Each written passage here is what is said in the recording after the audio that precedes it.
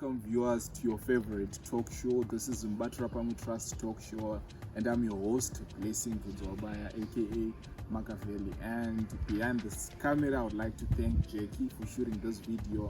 And what's more significant in particular about this day is we are celebrating women, the beautiful women that we have in our lives. So without taking much of your time, I'll allow my guest to introduce herself to the viewers.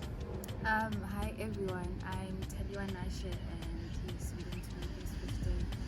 Thank you very much, Tadiwa. So getting into the gist of our conversation today, in your own understanding, what is the significance of celebrating women? I think the significance really is that women are an important part of society, and the fact that they've been put down and really abused for a lot of centuries. We have put down women. Who is pulling them down?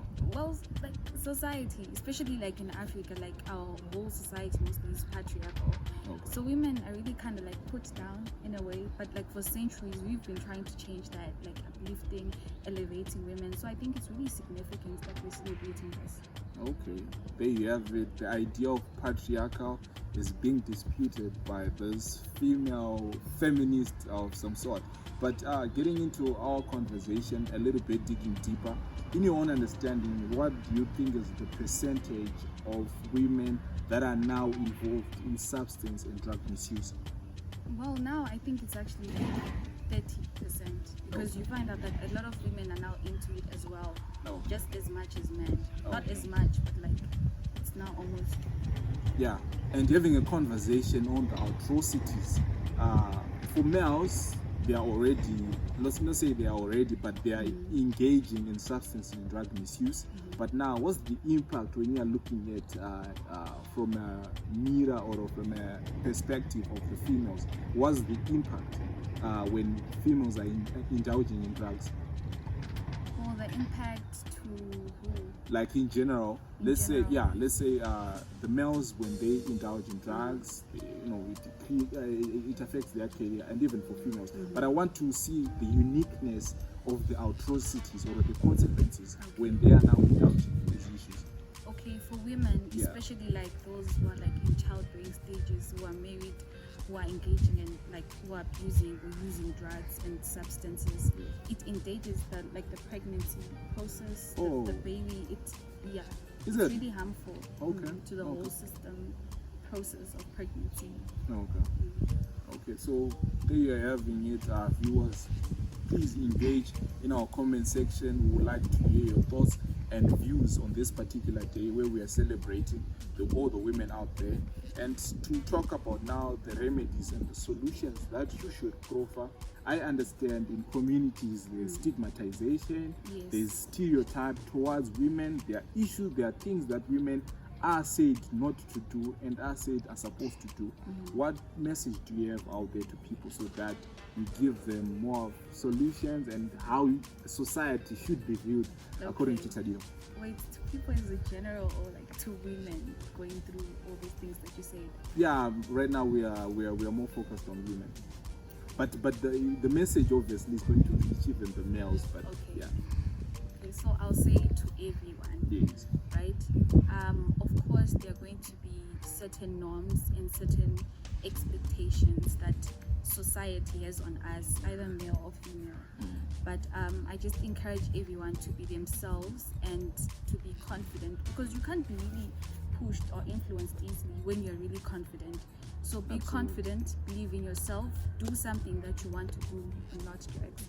But yes, so be confident, and when you're confident, you're not easily swayed. So I guess that's my message. Okay, thank you very much, Tadiwa, for those words of wisdom. Be yourself, but not drugs.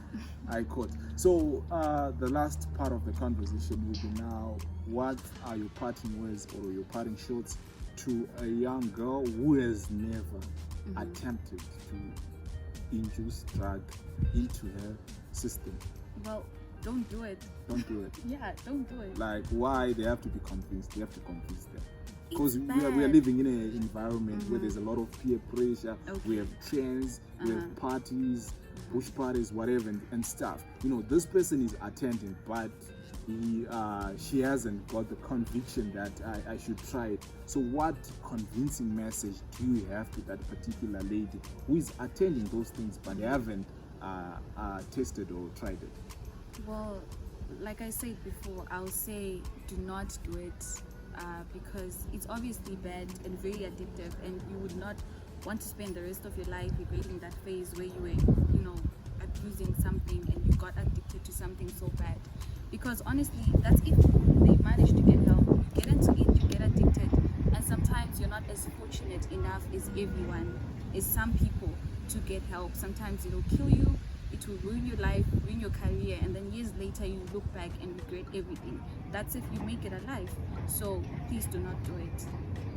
There you have it, a holistic approach in terms of resolving all the predicaments that we are having in line with women, the plights that are facing. So thank you very much, Tadiwa, for being part of this show. And my message to everyone who is watching this show is obviously we cannot target women alone, but it also involves the males, the men out there, because in as much as we are pushing the idea of feminism, equality, 50-50, it also incorporates the men, because there's usually the perpetrators of any form of violence, so be it. So I remain yours truly, Blessing, and signing.